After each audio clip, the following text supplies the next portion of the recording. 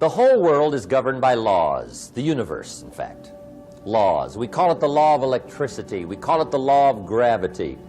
There's mathematical laws, there's physical laws, speed and velocity laws, agricultural laws. There's all kinds of laws. Now that we find ourselves on the spinning planet, you just have to learn what I call the setup. Learn the setup.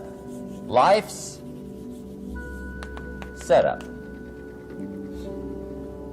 Now, we didn't set it up, but we're here, so you got to learn it. And we should learn the setup for two basic reasons. Number one, to keep from getting hurt. It's one of the major reasons for learning, so you won't get hurt. See, economically, socially, personally, you can get hurt just not knowing. Ignorance is not bliss. Ignorance is poverty. Ignorance is tragedy. You got to know, or you're going to get hurt. It's good to know not to walk out the 10th-story window. That's excellent information. Now, what if a guy didn't know and he walks out? Now he's dead at the bottom. Somebody says, well, the poor guy didn't know. You got to know, or you're going to get hurt. Okay. Now, here's a parenthesis.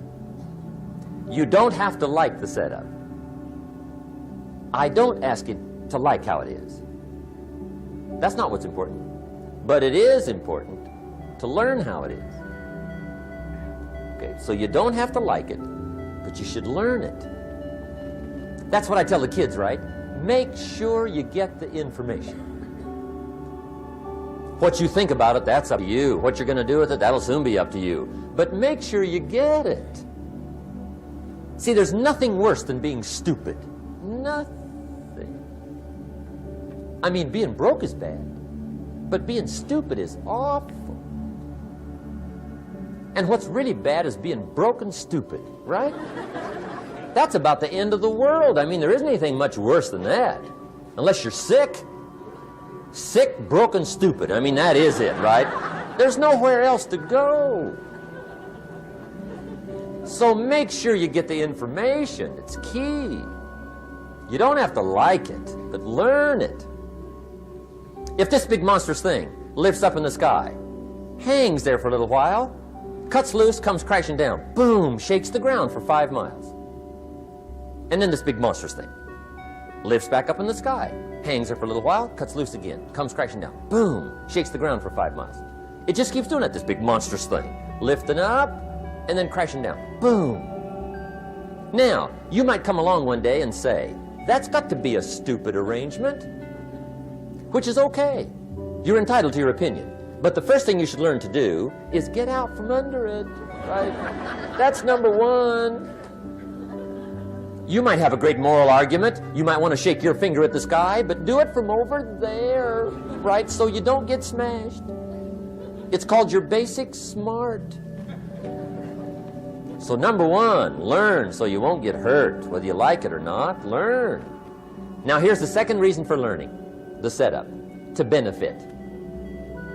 It's called the plus of life. And that's what life is, right? Both minus and plus. The minus is tragedy, heartache, misery, failure, unhappiness. But life is also happiness, prosperity, good feelings. So here's the key. Learn to get on the good side of the way things work.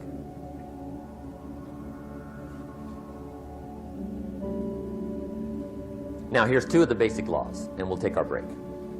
Shof taught me these. They come from the Bible. Now again, I'm an amateur, okay, when it comes to the Bible. I'm not a pro. So you'll sort of have to take my way of putting it.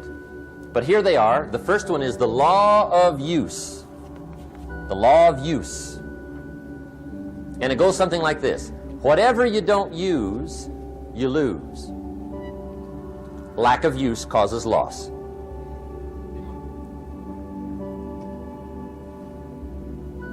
On this planet, maybe not the next one, but on this one, if you tie your arm to your body, leave it there long enough, you'll never use it again. It's over for the arm. Now, it may not be over, but it's over for the arm. The only way to keep the use of this arm is what? Keep using it. If you quit, you lose automatically. They don't bring it up for a vote. You lose automatically when you quit. Now, the same thing that goes for your arm goes for your brain, mentality. The same thing goes for all the human virtues. Ambition, unused, declines. Strong feelings, unused, diminish. It doesn't grow, it diminishes. Faith, unused, decreases. It's a law. Vitality, unused, diminishes. Energy, unused, decreases. The guy says, well, I'm going to save up my energy.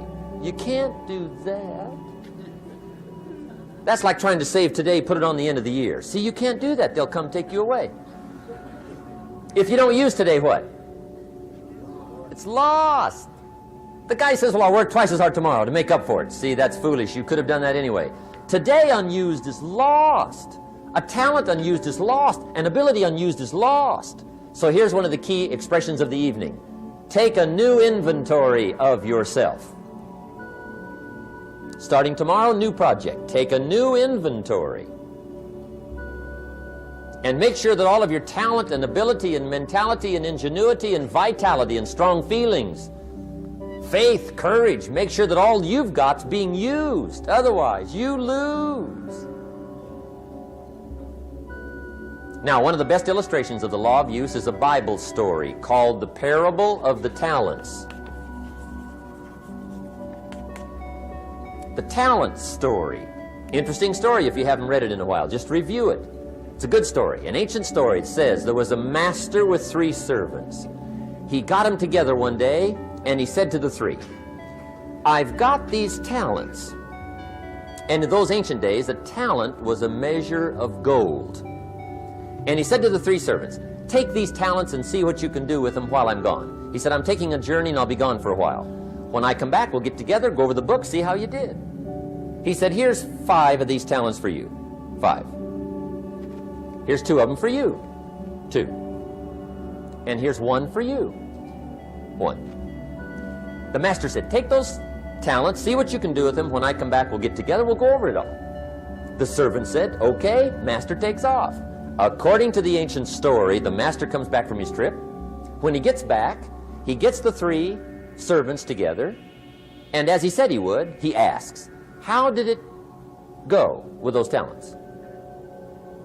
You were 5. What happened? That servant said, well, I took the 5 talents you gave me, and I put them to work. A little shaky at first, but he said things finally got rolling, and he said, I poured it on. And he said, my talents grew to 7, 8, 9, 10. He said, I doubled my talents from 5 to 10. Books will show. Master said, one heck of a job. Or something like that. He said, I gave you 2 talents. What happened? That servant said about the same thing happened to me. I put those 2 talents to work, poured it on. They grew to 3 and then to 4. He said, I doubled my talents from 2 to 4. Books will show. Master said, well done. He said, I gave you 1 talent. What happened? That servant said, well, I took the talent you gave me and I carefully wrapped it and I dug a hole and buried it. And camouflaged it, I suppose, right? So nobody would steal it. And he said, fortunately, nobody got it. And he said, I knew you were going to be here today, so I dug it up. Here it is, safely wrapped. I did not lose it while you were gone. According to the ancient story, the master said, take that talent away from him and give it to the man that's got 10. Now you might say, well, I don't like that arrangement. The poor guy's only got 1 talent. He's already got 10. It ought to be more even. Remember, I didn't ask you to like it. But this one I would ask you to learn, because it simply means whatever you do not employ, you forfeit. It's a law. So learn well the law of use. Now here's the second one, and we're going to take our break. Second law from the Bible. This one we've heard since we were small, I'm sure. It's called the law of sowing and reaping. In fact, we've probably heard it so often we could quote it. It says, whatever you sow, what? You shall reap. Fairly blunt, hopefully clear. Here's my first suggestion on the law of sowing and reaping. Don't try to beat it. You might as well try sitting on the sun in the morning. Keep it from coming up. You'll have better luck. Whatever you sow, you reap. Now, for a fair share of my life, I'm a bit mixed up on how all this applies. Among a lot of things I was mixed up on. I knew I wasn't reaping too good. That I understood. My problem was I was confused about what was causing it. Remember me with the funny list? I thought those are the reasons why it isn't working out well. And then Mr. Schoaf gave me the clue that helped me figure it all out. He said, Mr. Rohn, I have another answer for you. There's another way to quote this law that'll show you where the problem is so you can go to work on it right away. All you need to know is where the problem is, then you can go to work on it. So he quoted me the law another way, and I found out what my problem was. Here's the way you quote the law.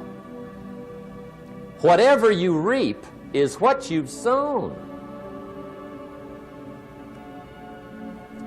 Now I knew what my problem was. Whatever you reap is what you've sown. If you don't like the crop, who do you look up? Answer, whoever planted it. And where do you find who planted your crop? Answer, in the mirror. What I finally learned to do come fall was to go to the mirror. That's where you go. And if necessary, you say, a few skinny carrots? I got to be unimpressed. Where were you last spring? Asleep? Didn't you read the books? Did you break your hoe? Let me give you 7 key points to the law of sowing and reaping. Let's tick right down through the list of 7, and it'll be break time. 7 points to sowing and reaping. Here's part of the philosophy that really helped me to make some changes in life direction. Number 1, the law of sowing and reaping is negative. That's number 1, which simply means if you sow bad, you reap bad. Now this is kind of 3rd grade, but it doesn't hurt to go over the basics. If you plant thistle seeds, you don't get pumpkins. Honest, no use looking for pumpkins. John says, how come no pumpkins? Come on, John. The law's negative. That's how come. Now here's number 2. The law's positive.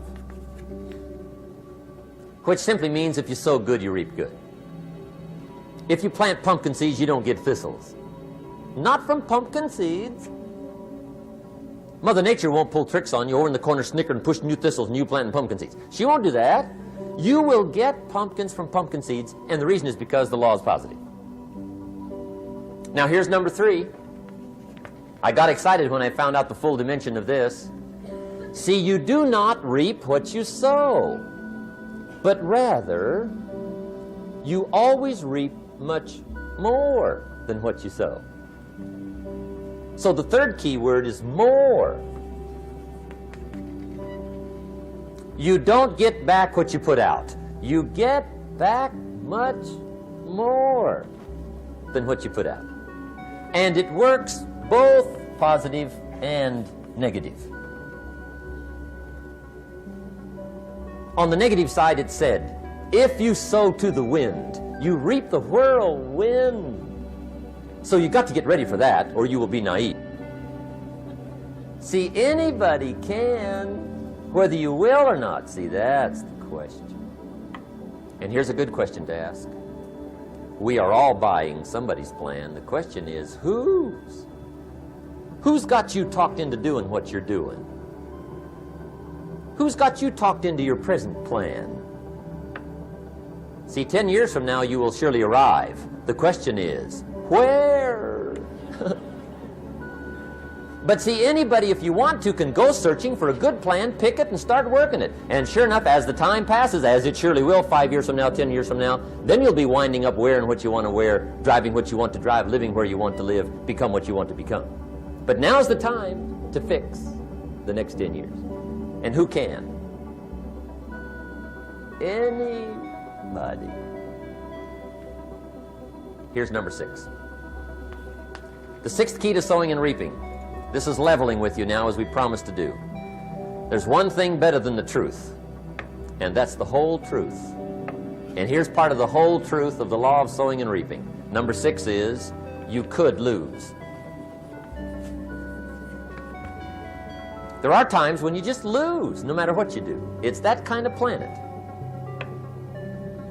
You reap what you sow, yes, but... What does that mean, yes, but? Well, the farmer plants his crop in the spring, takes care of it all summer, loves his family, works 10, 12 hours a day, 6, 7 days a week, is an honorable man. Come fall, he's got a beautiful crop, and he deserves every bit of it. But the day before he sends the combines into the field, a hailstorm comes along and beats it all in the ground, which means you lose. Somebody says, well, what did he do wrong? Answer, nothing. It's just that kind of planet. Sometimes it's going to hail on your crop and rain on your parade, so you got to get ready for that or you will be naive. That's just part of the life arrangement. And don't press me why. I was not in on some of the original decisions here, so I don't know how it got set up. But there's just times, sometimes you lose. That's part of life. But now here's number 7. The 7th key to sowing and reaping. And it goes like this. It's just another way to quote the same law. And it goes like this. If you don't sow, that's just another way to quote the law. If you don't sow, what? You don't reap. You don't even have a chance. So if you looked at your game plan tomorrow, you might come to the quick conclusion, I got to get some sowing going. How true. Get you some sowing going. And remember, you've got plenty of time. You've got all the time there is. Some people spend enough TV time to make a fortune. The latest article on television watching in this country, according to the latest article, the average television is on in this country in every household 7 hours a day, called the Big 7. I asked a guy one time what his TV cost. He said about $450. I said, you forgot to look at the price tag. He said, what do you mean? I knew he was a TV watcher. I said, that television costs you, in my opinion, at least $12,000 a year. To watch it, not to own it. Owning it's cheap. Watching it is what's expensive. And I said, hey, $12,000 a year is too much to pay to watch TV. That's too much. Pay a little, but not $12,000. And he's the guy that said, I hope pay TV never comes.